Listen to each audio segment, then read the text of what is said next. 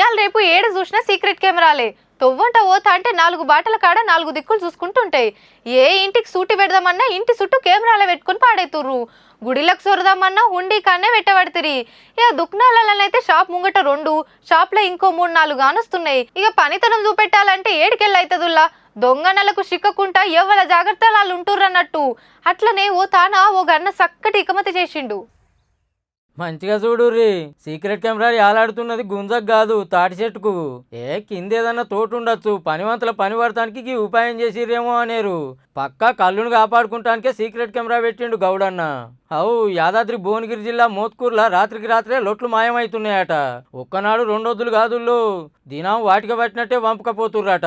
గిట్లయితే కుదరదని సోలార్తో పనిచేసే secret camera పెట్టిండు. ఇక రారి బిడ్డ ఎవరు వస్తారో ఏ పాటి తాగిపోతారో అని. తొవ్వెంట పోతోళ్ళు సీక్రెట్ కెమెరాను చూసి పరిశాన్ అవుతున్నారు. తాటి చెట్టుకు సీక్రెట్ కెమెరా అయిందని. ఏం చేస్తాడు మరి, చెట్టు పొద్దు మాపు వంపుకుంటే ఇంట్లో ఖర్చుల కన్ను వెళ్తాయి. అసొంటిది దినాం సుక్క మిలగకుండా సప్పరిచ్చిపోతుంటే ఇంటోళ్ళను ఉపాసం ఉంచుతాడా? ఇక ఇప్పుడు అటు ముఖాన్నే చూడరు కావచ్చు. ఏదట్లున్నా కళ్ళు దొంగలకు కెమెరాతోని కళ్యాణం వేసుడే గమ్మతున్నది పో.